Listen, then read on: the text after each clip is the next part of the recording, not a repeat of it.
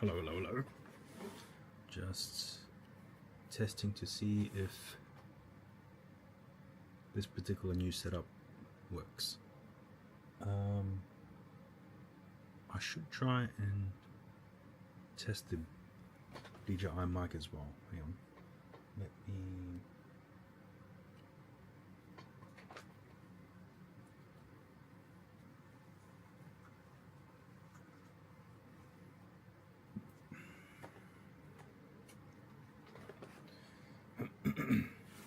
Right, so this is the audio coming in from the Pocket 3's microphone. I will now power on the DJI mic. I don't know if the mic will auto connect though, so let's...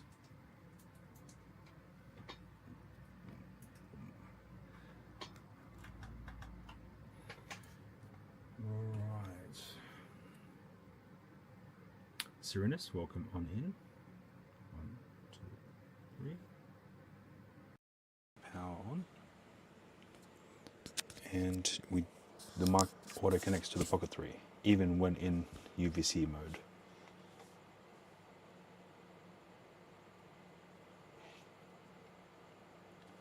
Alright, so I have the Pocket 3 connected via USB cable, and I've plugged it into my 03W board via this white cable here.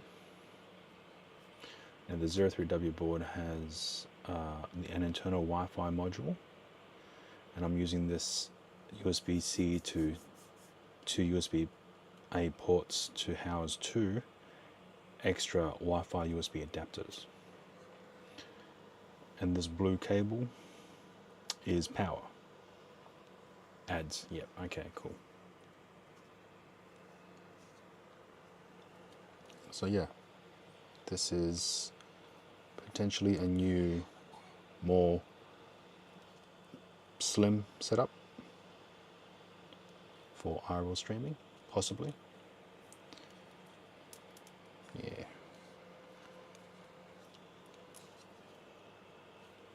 And I believe the setup is consuming about between 9 and 12 watts. So it's averaging between the two. Let me now check how much power. Alright, so the Pocket 3 internal battery is at 97%, and the extended battery handle is at 3%. for the Pocket 3. Serious, I'm good. I wanted to try and test this particular setup a couple of days ago. However, had quite a few hiccups and glitches on stream from the stream. So it turned out to be the media source within OBS for this particular scene is I had to disable hardware decoding, and I think that was it, pretty much. So a lot of the green issues that came up during the stream turned out to be an issue with decoding. So I found that fix, yes, it turned out to be an issue in OBS itself. So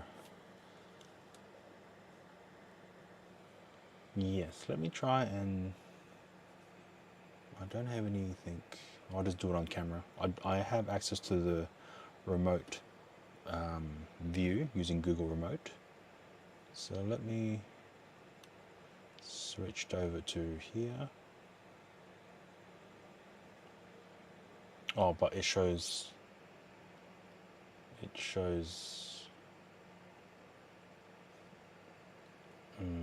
my address. So if I cover it with my hand, maybe that might work.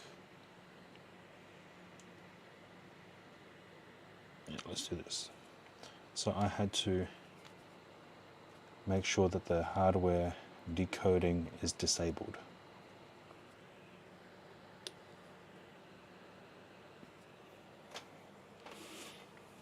Within the media source of this wrist ingest. Have you done any like desktop PC streams? Or is the stuttering only coming in from your Bellabox stream?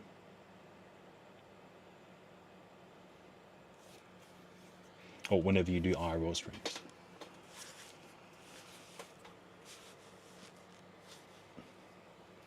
Because I don't think I mean, you probably do, but I don't think I've been awake or stayed up late enough to actually watch a stream of you doing desktop streams. I've only ever caught you doing IRL streams.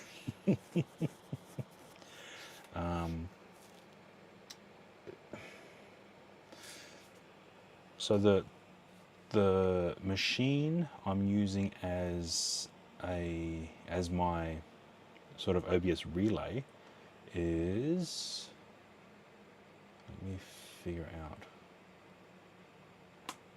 why is it slow? It is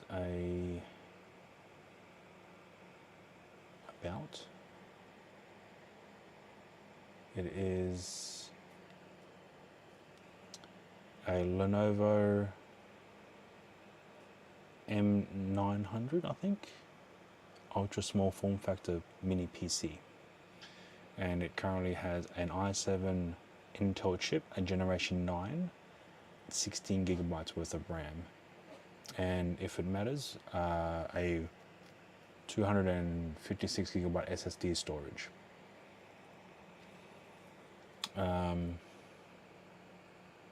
Oh yeah, one thing, you might get stuttering if you're streaming too high. I think the max bit rate for the Bellabox system is 6. No, I could be right. No, you can stream higher. What about your buffer? 1080p 60 at 8K. Is your OBS set to 1080p 60 as well? So with my current setup, I make sure that everything in the pipeline is set at 1080p 30. So 2000 second buffer. Okay. So what would cause stuttering? So when I've had stutters in my previous stream, like this has gone back probably last year, it turned out to be the PC that was running OBS wasn't able to keep up with the encoding, and there was a warning, and because I was doing it IRL, I wasn't able to actually see the warning until I was doing testing at home, and it turned out to be the OBS encoding was set to either software or hardware, and I had to change it to the other in order to minimize the usage of CPU. But from your setup, because you use your PC to also photo edit, then your PC would be able to handle that fine.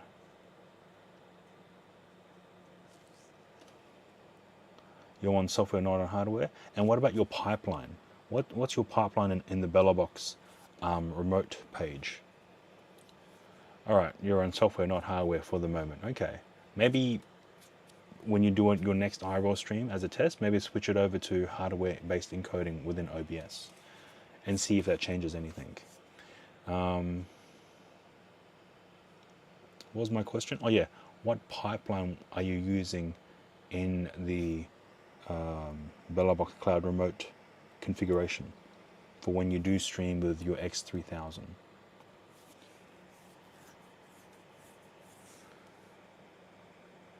You made a duplicate of 1080p 30, changed it to 60. Okay, yep.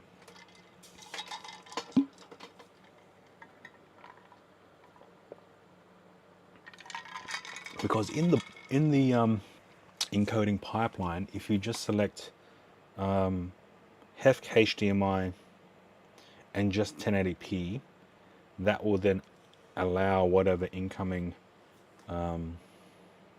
video signal to be pushed into, and the BellaBox encoder will handle that. I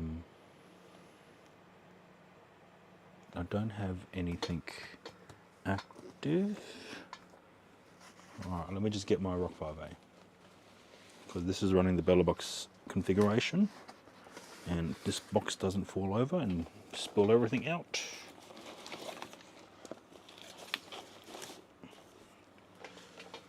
Alright. Yeah, no. Wait, 4K 60 from the X3000? Or from OBS to Twitch? Alright, I've just turned on my Rock 5A. This is running the BellaBox software, whereas this is the 03W, and this is running the IRL Box software. Alright, let's see if I can bring up that remote.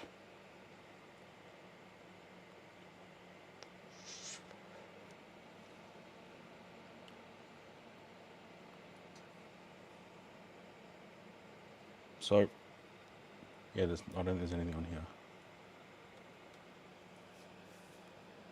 So if so your only option was to do X3000 at 1080p 60. And then your BellaBox remote, what have you set in the pipeline for here? Did you set it as 1080p 60, or did you leave it at 1080p? Wait, no, RTMP, SRT, USB, MJPEG. Ah, okay, yeah, I don't think this particular board has the ability to do. Okay, now this is different because this board doesn't actually have HDMI. Okay, hang on. You have an X3000 and a custom pipeline for 1080p 60. Try to use the pipeline that just says 1080p, because that will accept whatever frame rate whatever camera source has been set in, and try that. All right, let me shut down my Rock 5A. and I'll get my Orange Pi, because that has a HDMI input capture thing. Okay. Bring, and let's get a cable. Where did all my small cables go? Oh, let's just use this big cable.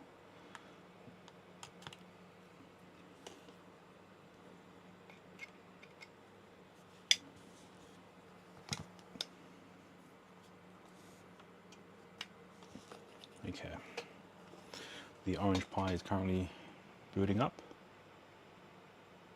And I think I just saw something on screen.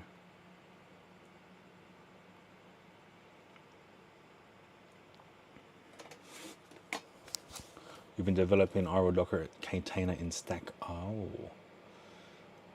Those 6 words, it's gone over the top of my head, to be honest.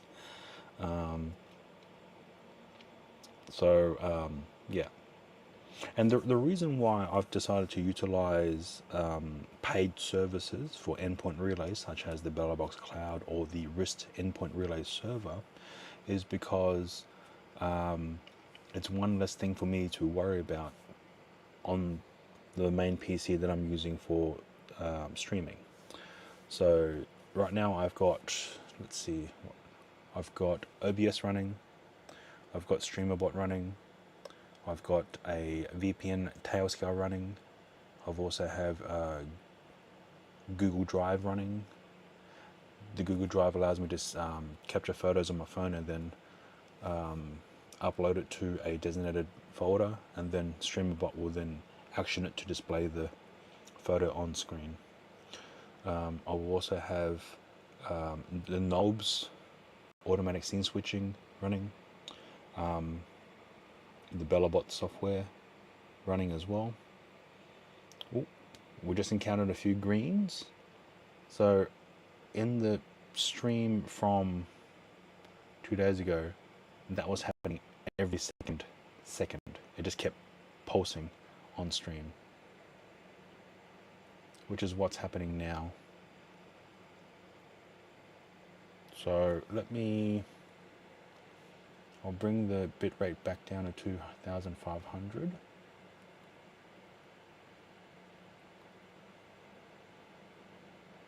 Yeah, okay, so for the Orange Pi 5 Plus, which I believe is the same board you have, I think you should just select the 1080p pipeline, because that will take in whatever is being pushed into the Orange Pi and then just push it back out to the BellowBox Cloud. If you're using the BellowBox Cloud, now that you're mentioning about Dockers and stuff like that, you might not be using a BellowBox Cloud service. So unless you've created your own server at home. SockTemp. The Iroh box doesn't necessarily have a temperature with the main remote. No, I have to utilize a different. Okay, oh, you are okay. So you're using the BellowBox Cloud. Changed, or have you made any adjustments to your relay server settings? So for me, I have mine set at Australia, and I've also just increased my latency to 2600 in case my data stream needs more time to resort itself by the time it uses by the time it arrives to the BellowBox Cloud. I find that helps. But at the very least, this particular stream seems to be running fine. I am using 2 internet connections, both of which are from my personal phone in hotspot mode, and a Wi-Fi hotspot, so I'm not using the home internet at all. So I'm pretty chuffed about that everything seems to be working, and I am quite happy that the automatic scene switching hasn't automatically switched over. There was an issue with the wrist stats server that for some reason wasn't working when I was testing it a couple of days ago in order to determine what bitrate the wrist was being set at. So the wrist server is set at 2910. Yeah, so I've set the bitrate to 2500 as the max bitrate, so it fluctuates between 2500 and 3000, which is what it's designed to do. So yeah, maybe give that a go. Switch your OBS to be in hardware encoding mode for your output, as well as switch your pipeline to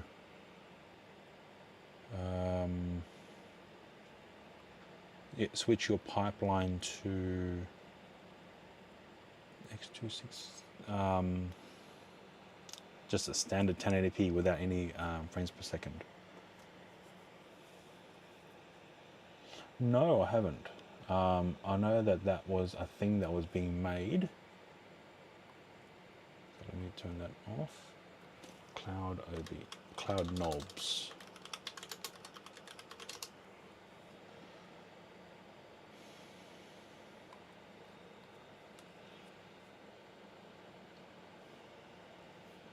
So I want to know how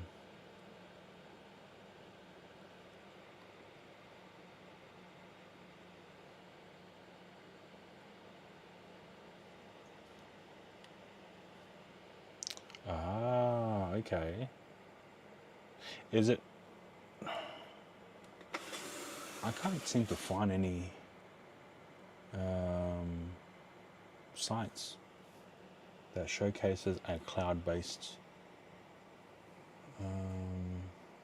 knobs. Cloud knobs. I remember reading about it, but with all the hassle that I have to deal with for my normal knobs, I don't think it will be fair to put that on a cloud-based service.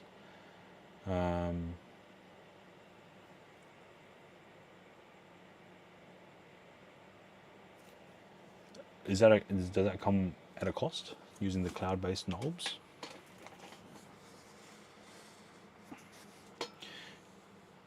And I think when I've had to configure my knobs for my home PC, I've had to enter in my Twitch username. I had to enter in the OBS WebSocket address as well as the OBS password. I've also had to add in scene name changes. I've also had to add in the BellaBox stats that I use for my BellaBox stream, and now I also have to add in my wrist stats URL as well. So it's embedded as a browser source. Oh, okay. Wow. How would that? I'll think about it. Because the less things that I need to rely on things from the internet and have everything locally, then that will work better for me. In a sense as well. So that way then I'm able to control that from my home PC. But then at the same time, I'm okay with having purchased services for the endpoint relays, such as the BellaBox Cloud, as well as the current endpoint relay I'm testing today, which is the RIST endpoint relay from IRO Hosting. Now am using the BellaBox Cloud service, which is currently still at $10 US. But the service I'm using, I have to pay through GitHub, and that currently only accepts credit card. Now, with the newly purchased or subscribed Wrist service, I've purchased that through the IRL hosting site, and I'm able to utilize PayPal. So for those users who aren't able to utilize a credit card for whatever reason, if you wish to still utilize a SITLA endpoint relay, which is the exact same thing as a BellaBox Cloud, because that's what it's based from, those protocols, you can use IRL hosting to purchase a SITLA endpoint relay for the same price of $10 USD, with the added benefit of utilizing PayPal. So no, I don't have any Dockers on my machine, nothing like that. There are tutorials available showing you how to install a Docker, and then how to host your own, in this case, SITLA server, as well as a Wrist. There's another tutorial that you can follow that showcases how to again install a Docker and host your own Wrist server as well, so you don't have to pay any money or cost to the online services that I've just mentioned. So yep, I've decided not to go around that route, because just getting everything running is hard enough already. And in some instances where I have been streaming IRL, luckily I wasn't overseas at the time. My home internet had some internet issues, and it just dropped, which in turn dropped the stream from OBS, which also in turn I wasn't able to remote in to the home PC because the internet was not active. And then there has been times where the internet wasn't responsive for about 10 minutes, which meant the previous stream ended because of the whole the whole disconnection just ran out of time to reconnect. So that happened in the past, and in my last trip to the Philippines, I was tempted to try and purchase a month of cloud-based OBS just to give it a go, just to see how everything would perform. I didn't go that route, luckily. Well, not luckily, but everything worked.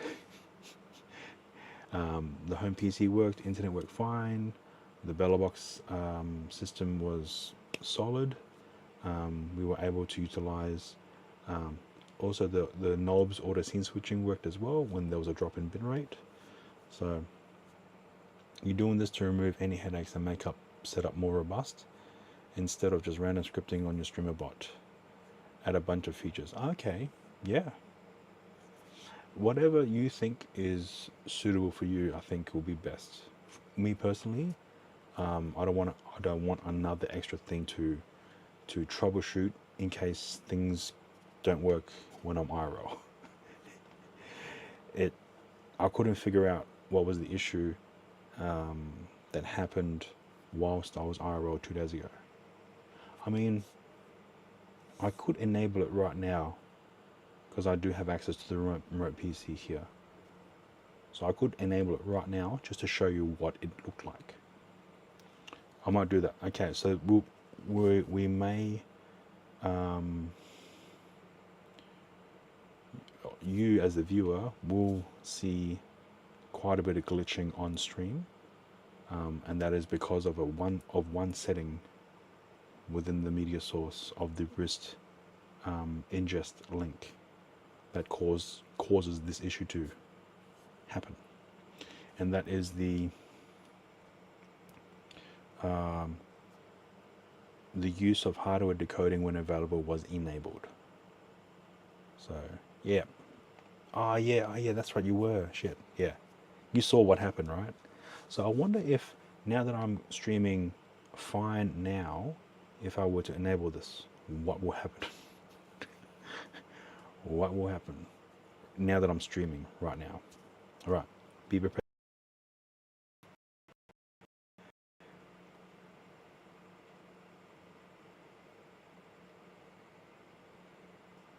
Mm-hmm.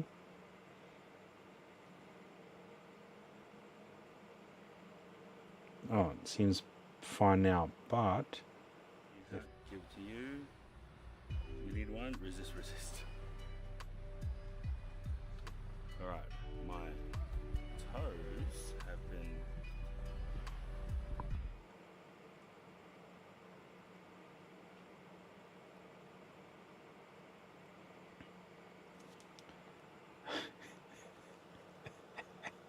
It seems fine now.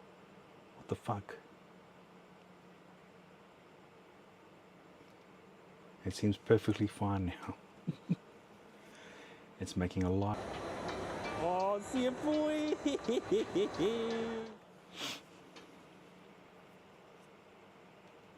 Alright. Spoke too soon, yes. So, as soon as I enabled or disabled, and then manually switched scenes on OBS, it literally killed OBS on the main PC. On the mini PC. So luckily I still have my remote window open from Chrome remotes, and able to return on OBS and continue streaming. Alright, let's now increase the bitrate to 4000 and see what happens. Okay.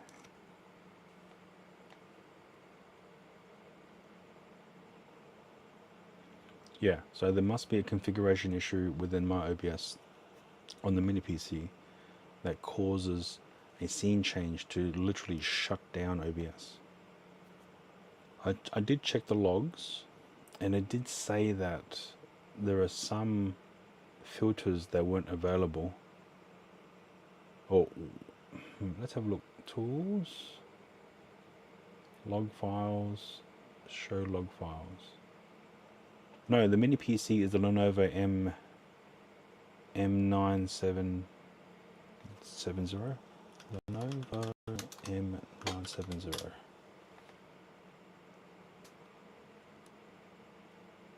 Count.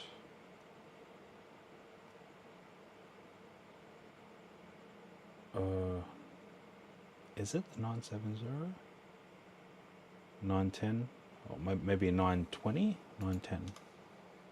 910Q? A 910Q.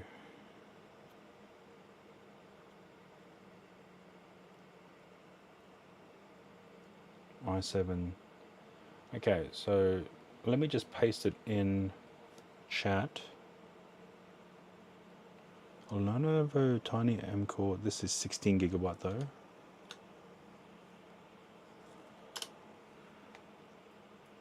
So this is the mini PC that I'm using to push Stream 2, and then the mini PC is running OBS, and then it's pushing the OBS stream to Restream, which is a multi-stream website, in order to push to both Twitch and YouTube. Yep, H.265.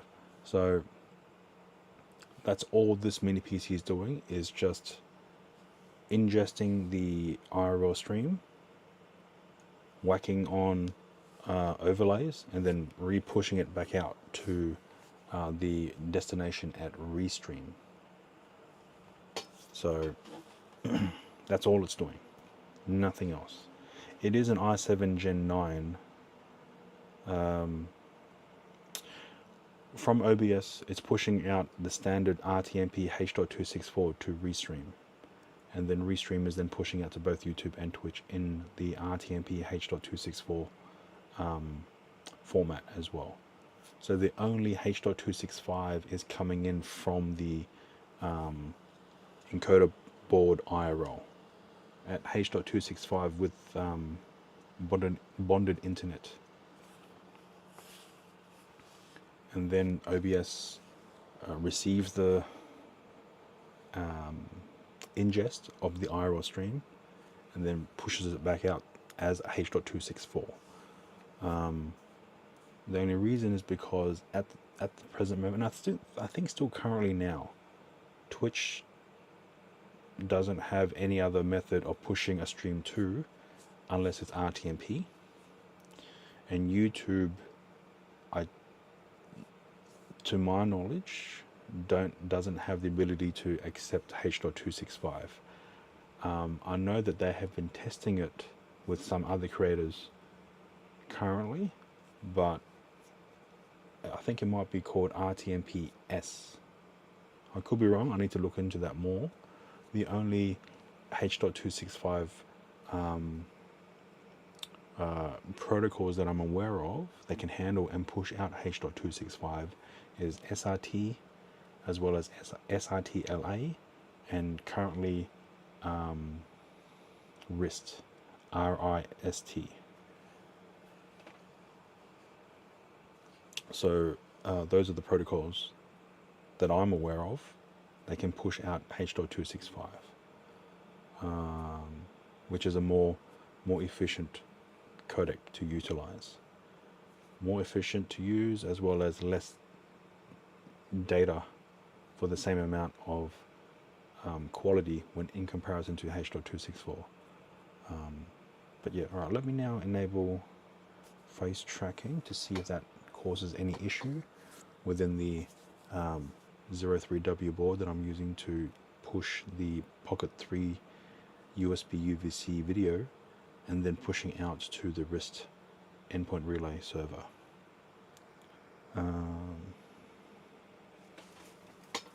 So far, I don't think there is any issue at all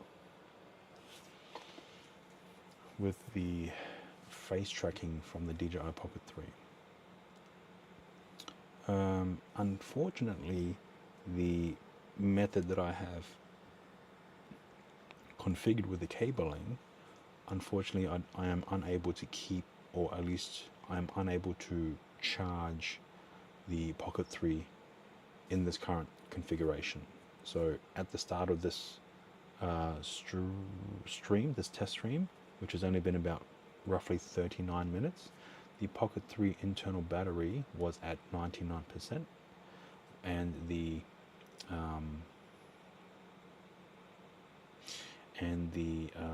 battery extension handle was at 3%. It's been 40 minutes and the internal battery has dropped to 93%. And oh shit, Mojo Jojo.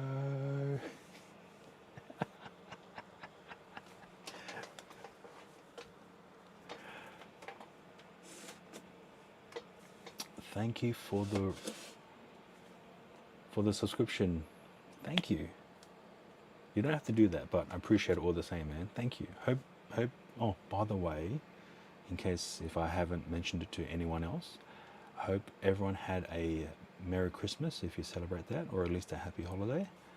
But yeah, I was watching Nova stream the other day, and I think you jumped in as well, and he was working on Tinkercad. So I think he was designing some isolinear chips from Star Trek for his 3D printer. So I was lurking, so I was doing something else in the background. So oh, but welcome on in, Mojo. Thank you for tuning in. This is just a test, all right, and I want to see how long this system is able to run for. So this is the encoder board. So this blue cable is power, and we are currently consuming about between 12 and 9 watts.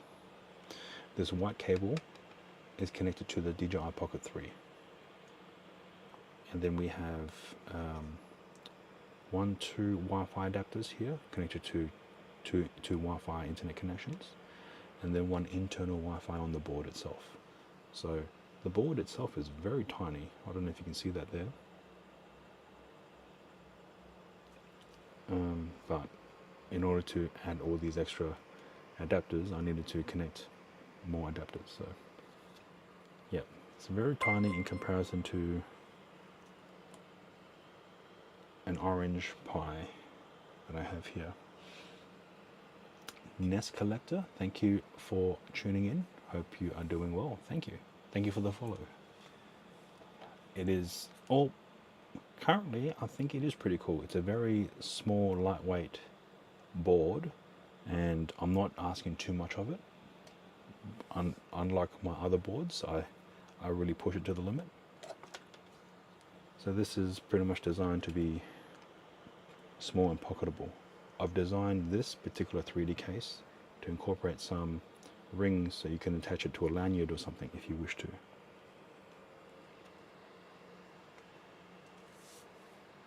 Oh, recommended channels. Oh, nice. Well, welcome on in, Nest Collector. Hope you're doing well. Also, hope you had a good Christmas as well, if you celebrate that. Recommended. So, who would you have tuned into in order to recommend me? So, as the name implies on the stream, this is only a test. Mozzie, yes, Mozzie Peddler in Brisbane. So, yeah. So most of my Twitch streams are currently based on tech, and most of the tech is primarily based on IRL tech. So, yeah, Mozzie. Yeah, I think he was doing a stream earlier today, right? Or am I thinking of someone else? Either way. You love learning about IRL tech? Always want to get into it? Yeah. It's an interesting field, because you have all these big streamers always pushing to use like the LiveView Solo or the LiveView Solo Pro or the TVU 1, which unfortunately costs way too much for a newcomer or someone who wants to get into IRL a bit more serious than using a phone. Nothing wrong with using a phone. It's just, for those who want to have a more better equipment to utilize for IRL streaming. Was messing around, was running a local SRT server using nice. So at least you have some knowledge. You have some knowledge there, so that's good. That's always a good thing to have. Yes. So any IRL Pro for Android devices, or if you have access to an iPhone, you can use the free app called Moblin, and that will allow you to connect wireless. That will allow you to connect to, say, a DJI Action 4 using wireless RTMP. So you can have it as a completely wireless external camera feed to then push into your iPhone, and then the Moblin app will then push out the stream to, say, an SRT endpoint relay. So, yeah. If you are interested and you want to get more info, you can join my Discord if you want to. An SRT mini server, Loopy SRT, Streamer Bot, and OBS. As long as the mobile networks at home and network are strong, you don't need to spend all that money on expensive. That's true. I already have a service that I'm paying for the BellaBox Cloud, which is the SRT LA service. That's about $10 USD a month. I've decided to utilize that because I already have too many things running on my home PC, and that's one less thing for me to troubleshoot if something goes wrong. So right now I am this current test stream. I'm currently using a new protocol called RIST, RIST, and that is priced at $5.99 USD a month, and it offers bonding connections as well. So I want to see if this protocol has some merit to utilize in IRL streaming as well. So yeah, if you go into irlhosting.com, they do offer endpoint relays for users to purchase, and they do have. Oh, okay. Thanks, Serenus. Let's have a look. Yeah, IRL hosting does have endpoint relays that you can purchase as a month to month, or annual if you wish to do annual. So let's see. But the good thing about IRL hosting that I found out recently is it offers PayPal as a financial option to pay, whereas the BellowBox Cloud, which is utilizing the GitHub site, only utilizes credit cards. So if you're unable to use a credit card for whatever reason, you can hop onto irlhosting.com and purchase an endpoint relay monthly service using PayPal. So yeah, a lot of it will be about how it handles packet drops and latency. You're curious? Oh, yes. I don't know if this command will allow, if it detects RTT. So yeah, I'm streaming. Oh, I thought I changed it. Okay, I think I have to stop the stream in order to increase the bitrate. Yeah, whatever. Oh, it looks fine. And I assume it sounds fine as well. Alright, I'm just having a quick look at Serenus's PDF. UX, this document defines UX flows, operational expectations for IRL streamer stack. Self-hosted control center. Oh, live photography. Okay. Transitioning from streaming to studio streaming to IRL. A photographer who wants a tighter control over how images appear on stream. Yes, that's something that I want to look into as well. I have the ability to display one photo whilst I take it out IRL. I don't have the ability to go back and show previous photos. So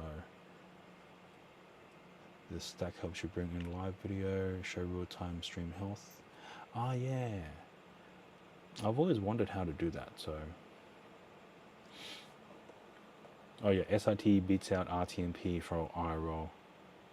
Yes, so SRT utilizes the H.265 codec, and for the same image quality, utilizes 30% less data bandwidth compared to RTMP.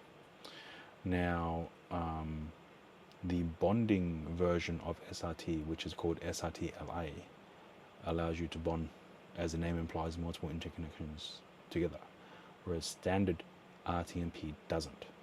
So, but standard SRT doesn't allow for bonding. But SRT-LA, where LA represents link aggregation, does do bonding. So yeah, SRT is a fantastic protocol to use once you can work out all the kinks. And one of the main reasons I myself personally vouch to utilize a BellowBox Cloud or SRT-LA endpoint is so that for some users who are behind a SIG-NAT wall governed by their ISP or their routers, utilizing the endpoint relay services that are available will bypass all of that. So you don't need to do any port forwarding, you don't need to create any new inbound rules on your system as well. So yeah, And those two, just those two methods, unfortunately, not a majority of people don't know how to do. So, and that's just using standard SRT protocol. Not to mention the public IP address that you need to send if you're going to send that SRT stream back to your home PC. At least in my area, my public IP address changes once a month. And when that happens, I have to figure out what the new IP address is and then change it with my current existing streaming address. So, yeah.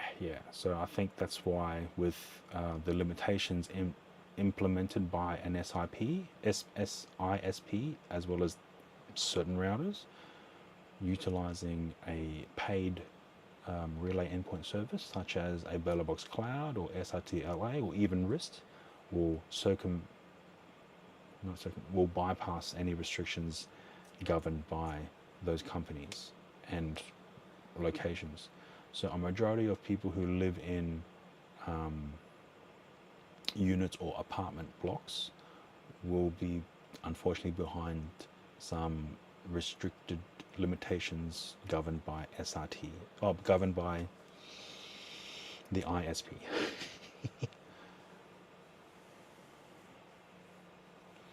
You did set up your own relay on AWS, but that costs makes 0 sense. Yeah.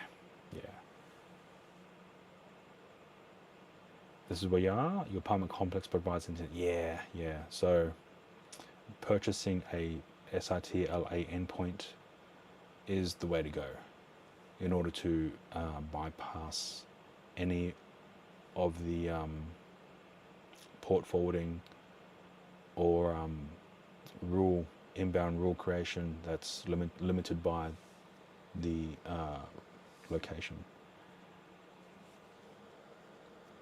Hey Thunder, welcome on in. Why the fuck are you up early? Can make on in Docker. Yes. Okay. All right. You know what? Now that there's fucking 3 of you here talking about the Dockers, I might look into it. Okay. But I can't guarantee anything because, yeah. Oh, I've also got my my 03W board working now. So, yeah, this is the 03W board.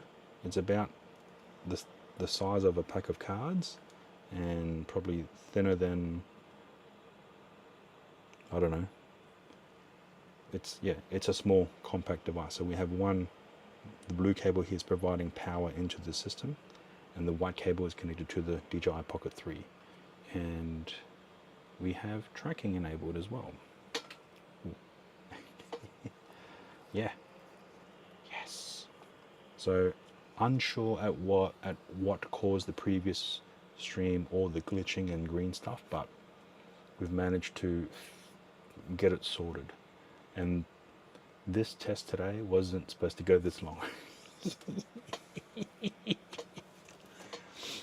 Your live view is 4 times the size, as well as ongoing costs. So, is yours the Solo Pro or the Solo?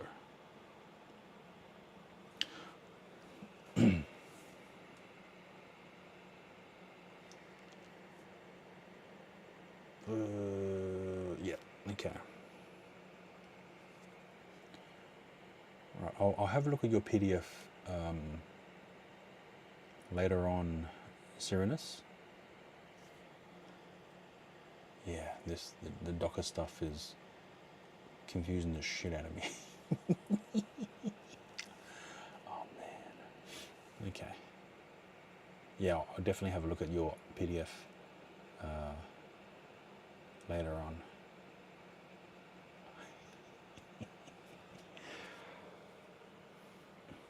But the idea is that you don't have to think about the setup. Once you configure it all correctly, yes. They lock down SRT, so you have to use their LIT server for the SRT flow. Yeah. Oh, the Pro does allow for SRT. Well, LRT. The Solo is just RTMP. Okay. Oh, okay. for this, for that version 1, what would you recommend as the bare minimum hardware for PC? What would you recommend as the bare minimum PC to utilize for that particular PDF version that you have? Yeah, LRT is their bonding server, yeah, which you pay a monthly fee for, right? It's in the doc? Okay, all right. I haven't read that far, so it is very in-depth, so I'll definitely have a look at that later. 4 cores, 16 RAM. Yep. So an i7, doesn't matter what generation. Could you get away with like an i7 Gen 10? Which, how old is that?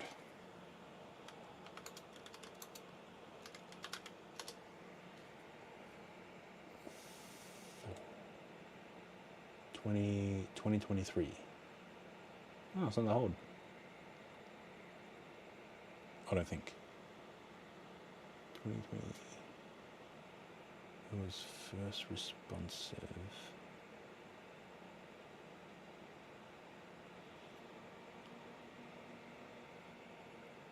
When was it introduced? So it still utilizes DDR4. When was it introduced? Oh, I'll figure it out.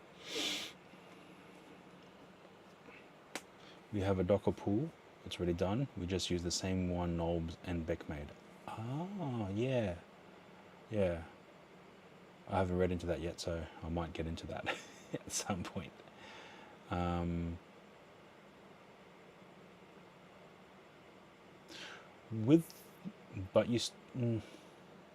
Now here's another question.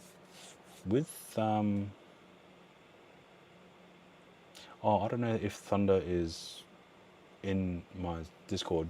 So if you wish to join my Discord, have a look into there.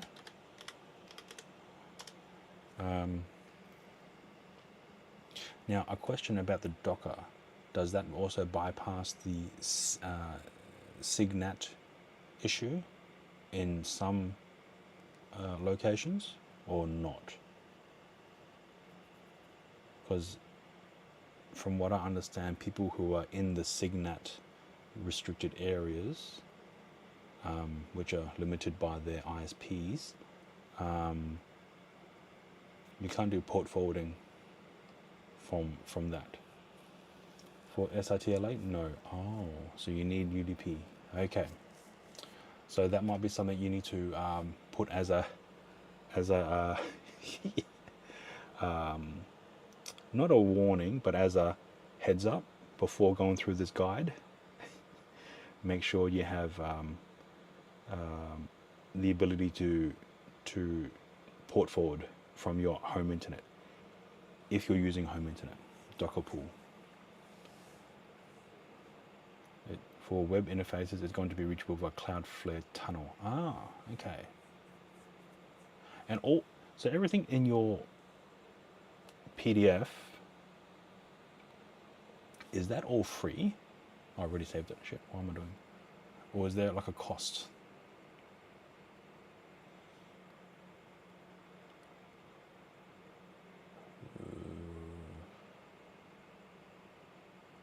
All that. Okay, it's all free. Okay, that will definitely be of benefit for some users who don't want to pay fees for whatever reason, all good. Okay, I might actually go through this. Should I attempt to do this all live on stream?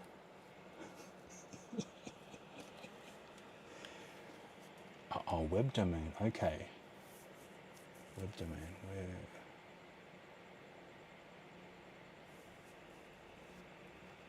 The domain is just a name? Yeah. A web domain. It's just the address. Ah, okay, all right. That cost isn't that much either, right? Um. Okay.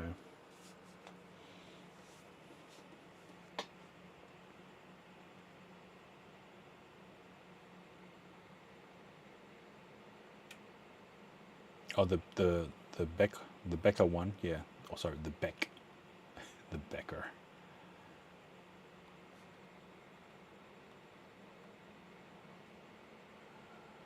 There's an open source.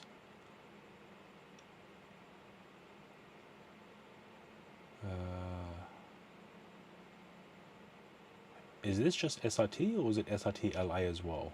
The Beck. SLS Beck Edit. Updated over 4 years ago. Fuck. Okay, well, I guess not much has changed.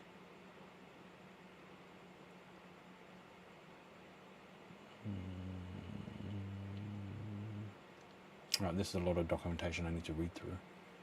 For sure. Right, let's see.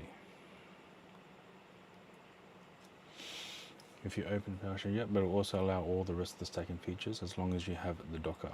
Ah, yes, okay. All right. All right, yes, all right, that's good.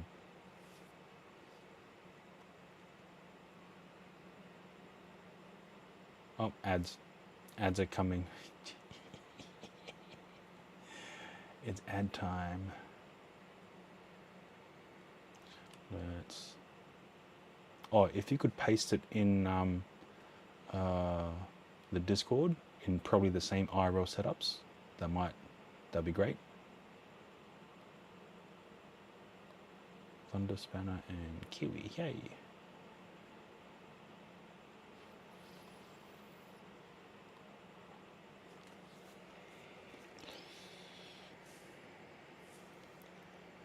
All right, so.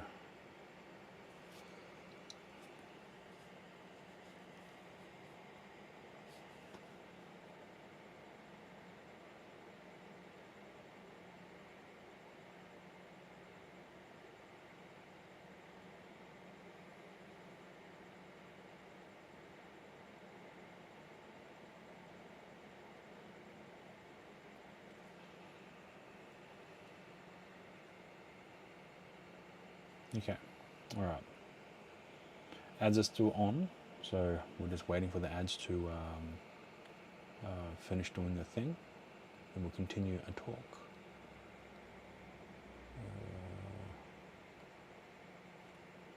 Though we have logs.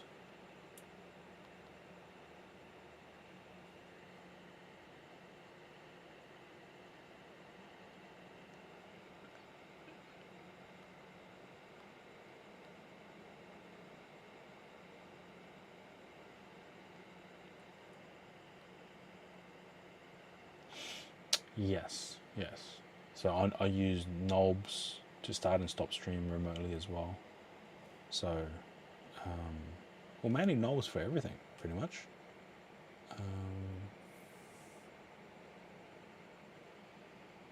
Oh wait, that's the latest one. Let's close it.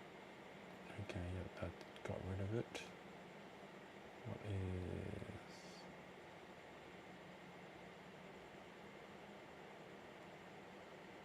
Right, let's figure out what caused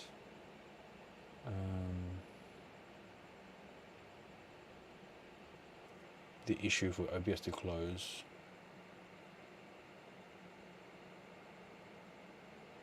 Can't really read the log file in this format. Alright, let's have a look.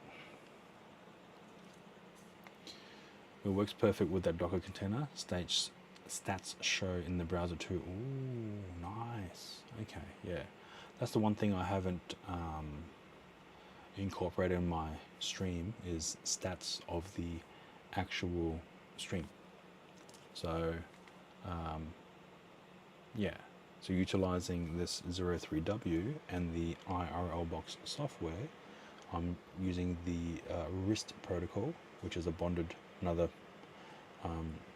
streaming protocol, much like the SRT-LA or SRT.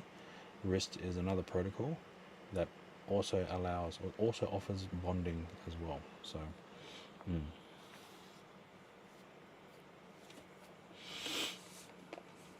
all right, I'll definitely look into that. Yes, we are back. We are back from the ads. Thank you again to everyone who has tuned in. This is just going to be a quick test. Well, quick, it's already been an hour.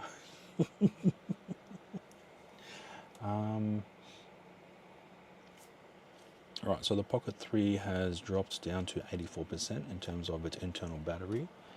The 20,000 milliamp, 27,000 milliamp power bank has dropped to 85%. So roughly 1 hour of runtime will eat about 15% of this. Well, I do it most with live users just pay for the cloud service. Yes. Or not just the cloud service, you also have to pay for the modem data as well. So yes. Olivia, welcome on in. Hope you're doing well. This is just a test. I am using the DJI Pocket 3 connected by USB into the Radza 03W board, which is using the IRL Box software and using the RIST protocol to send the camera feed to. And the RIST protocol allows me to bond 3 internet connections currently at the present moment.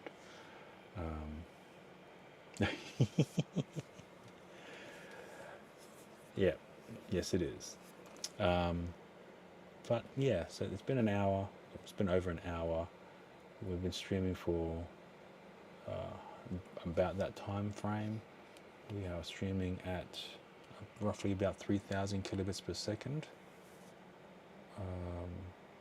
And there hasn't been like a major drop either. There's been a few areas where it glitched out for like a split second and then reverted back to normal. Holding Keys, welcome on in. Hope you're doing well. Why the fuck are you also awake at this time?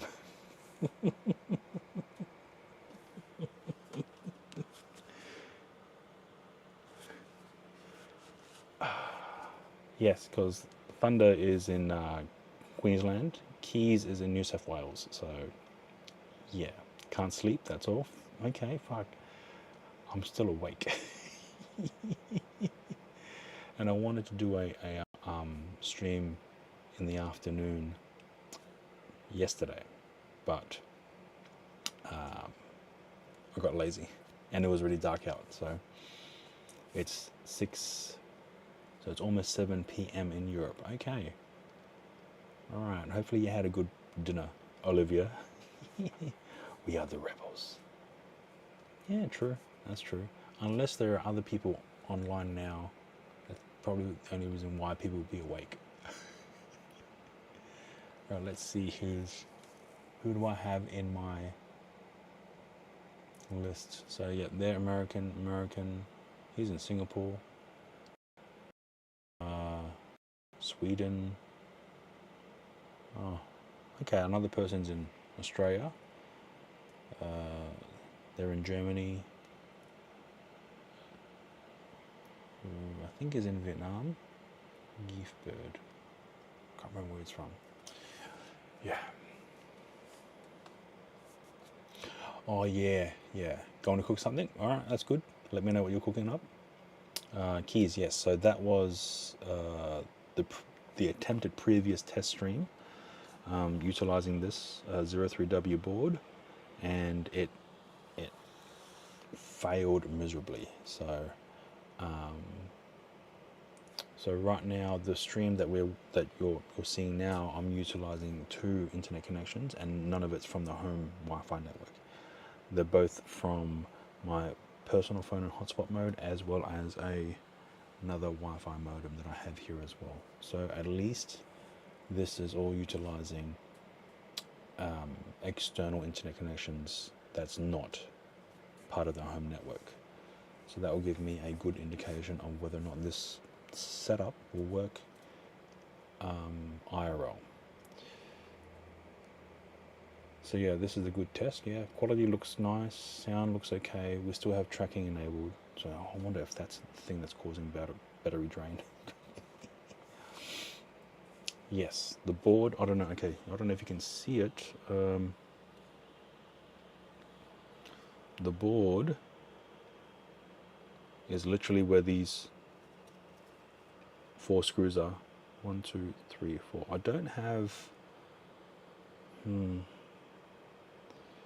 But in order to connect everything together, I needed to have a hub, adapters. So it's actually almost 3 times the size. So this 3D printed case is almost 3 times the size of the actual board itself. So yeah, and I've integrated some loops onto this 3D case. So if you wanted to, you could wear it on a lanyard or something. It's very small. That's it. So the white cable goes to the camera. The blue cable is the power cable coming in from a power bank. So that is it. Yes, still very small. I don't know what the...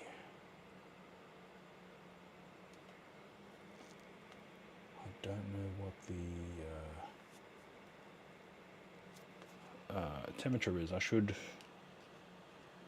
have a look.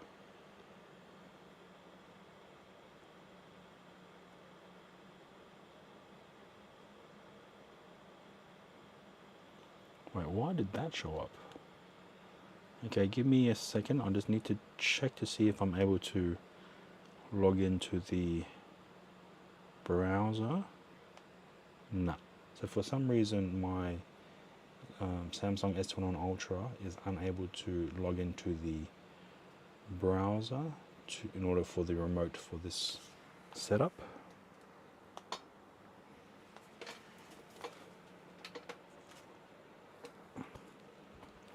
Oh, let's check the weather. It'll be a bit cooler at night. It's still fucking warm at night. Jesus. Excuse me. I've forgotten that the mic was really this close. Alright, let me change to the hotspot from the S21 Ultra. Then access the a different remote web browser for the setup for the system. Why is it? Okay, that's weird. It was showing the password screen. Okay.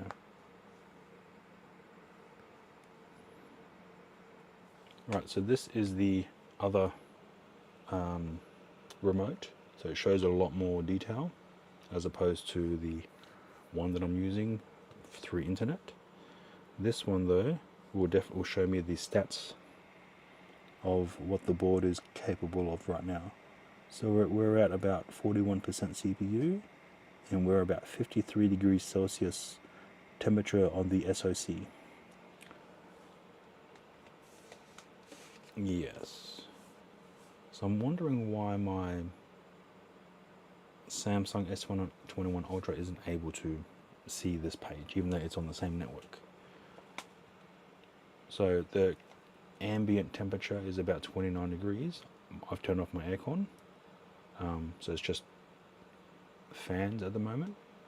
So the board itself in this type of environment is about 53 degrees Celsius, which isn't bad at all for a board this size. So sorry, I missed your text. Could this be better alternative to the RK3588 boards? I don't know. I haven't done enough testing on this board to give a good enough answer. And the reason I say that is I've had issues with this particular software in the past, and I've abandoned some projects because it wasn't able to utilize the system that I would need it for. But with the way things are going out now, you can still purchase the Radza Rock 5B Plus 4GB board. You can still purchase that currently. It's still brand new, and that's good enough to utilize for streaming. So yeah, this is the Rock 5B Plus board from Radza. It does have the HDMI input as an inbuilt capture device, as well as multiple ports for USB 3.0, as well as a network port for internet connectivity. So it's a very robust and a recommended board within the Bellabox software. Now, this board, the 03W, which is tiny in comparison to the other board, uses the IRL Box software, also free. So I'm trying to see if I'm able to utilize, I think so. The IRL Box software is a project developed from the people who are making IRLhosting.com, and within that environment, they've also offered the RIST endpoint relay services as well, which is cheaper as opposed to the Bellabox Cloud SRT-LA endpoint relay services as well. So the Bellabox Cloud is priced at $9.99 USD or $10 USD. That can only be purchased through GitHub if you wish to use the official Bellabox Cloud SRT-LA endpoint relay service. However, IRL Hosting does offer their own SRT-LA service, similar pricing, $10 USD, but IRLhosting.com offers the payment of PayPal, whereas the Bellabox Cloud, you need to log into GitHub and pay via credit card, and not many people have access to a credit card for whatever reason. You can still utilize PayPal. So the SRT-LA endpoint relay is priced at $10 USD, where the RIST endpoint relay is priced at $6 USD. So it's cheaper, and I'm just testing to see how well it performs in certain circumstances as well as certain environments. Right now it's not really fair because I am sitting at home not moving, so I guess to fully test it I need to be out IRL. But for the present moment, I think utilizing the Bellabox software is a lot more user friendly. Unless I'm doing things wrong, that's my opinion at the present moment. And we have another user who does do some tinkering as well, Celia Bay.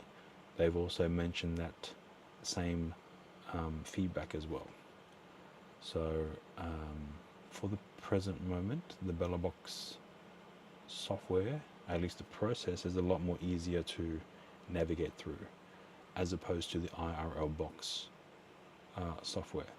That being said, I've only installed IRL Box on the 03W, and the 03W isn't as a powerful system when compared to, say, a Rock 5B Plus or Rock 5A.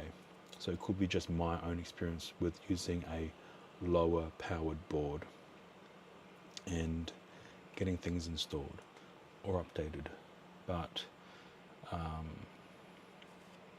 going through the setup and installation as well as configuration,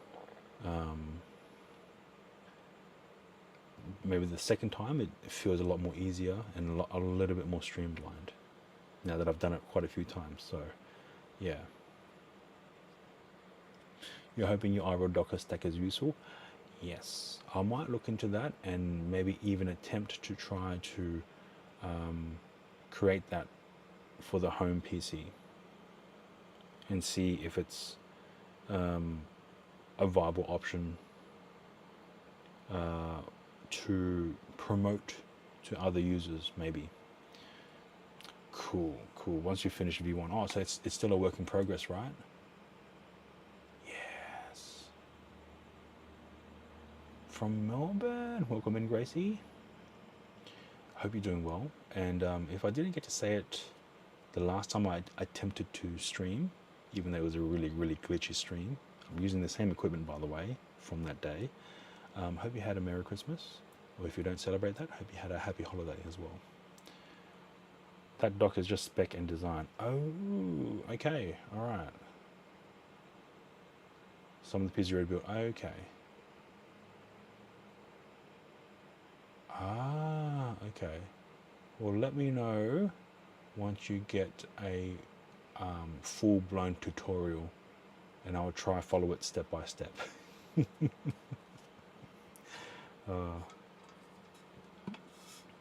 And I'll do it all on stream.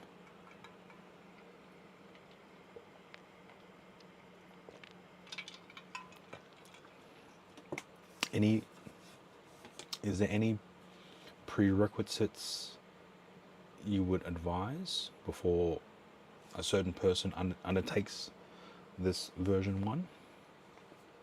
NSRTLA containers, okay. Yes. Yes.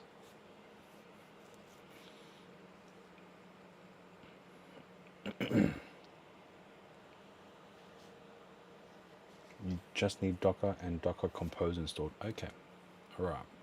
And you mentioned you don't need a top of the line system, so you can get away with a quad core and at least 8 gig of RAM. 16. Oh, okay, 16 gig of RAM. Okay, yep, I can figure something out. You need to create some FTP credentials. Ah, yes. That shouldn't be too hard either. So, cool.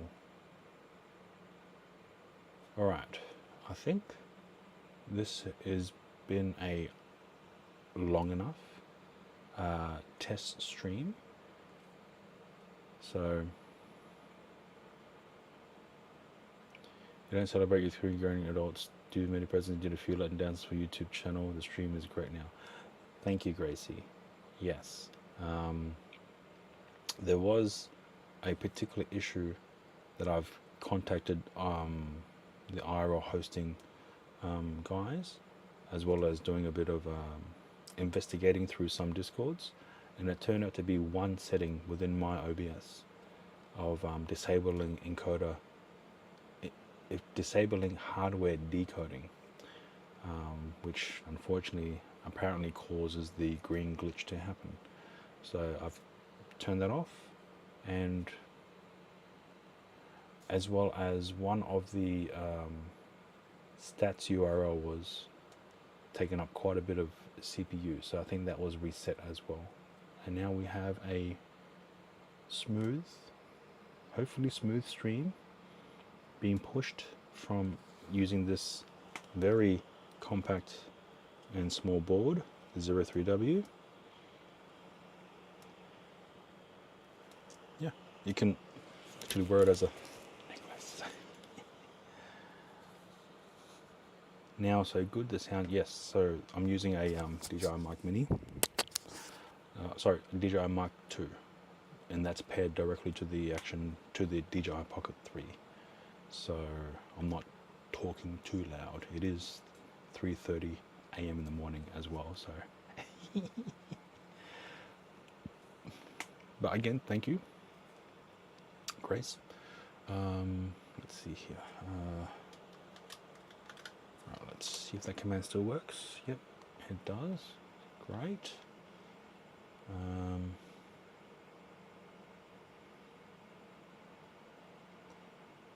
Let's go. All right.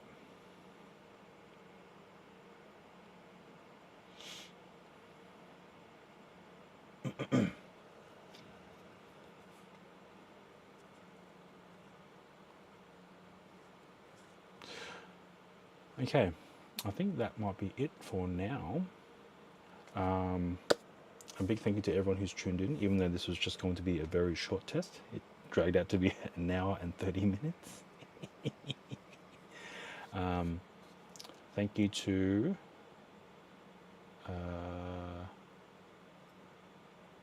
Mojo. Thank you to Mojo for the tier 1 sub as well. And thank you for Nest Collector for the follow as well.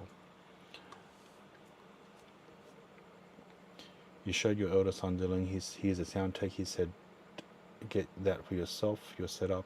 I mean, you're gonna chill on YouTube, so no high tech for you. Whatever you can utilize to, I guess, have a better stream, go for it. Even if you use your phone, you know, there's no problem, there's no harm with using your phone to push a direct stream to YouTube.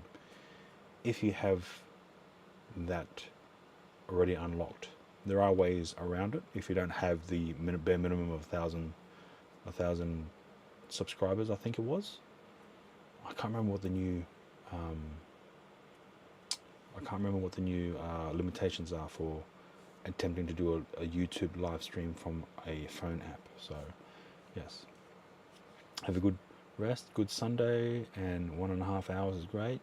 You went to bed at 6 p.m. and got up at 4. Oh wow, that's a good sleep. Nice. Nice indeed. Okay, so again, thank you to everyone who's tuned in. I really appreciate you guys coming in, having good old chat. Thank you to Thunder Spanner. Thank you to Serenus as well. I'll double check. I'll have a look and read through that PDF as well. Thank you to Holding Keys. Don't know why you're still awake or awake at this time of hour of day. Thank you to Olivier, tuning in from Europe, and hopefully you have something good for dinner. And I think that might be everyone. Don't remember anyone else tuning in as well, but anyways, that's it for me.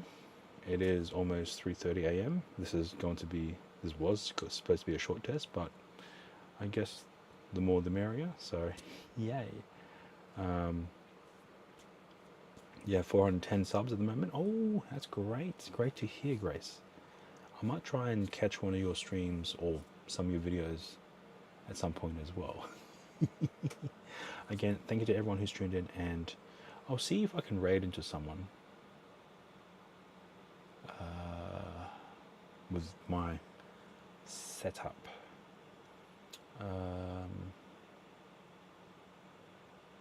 Whom is here we can raid into? I'm too tired. You know what? Never mind. All right. Thank you to everyone who's tuned in, and I'll see you next time. I'll see if these chat commands work, because I did have to redo my knobs as well.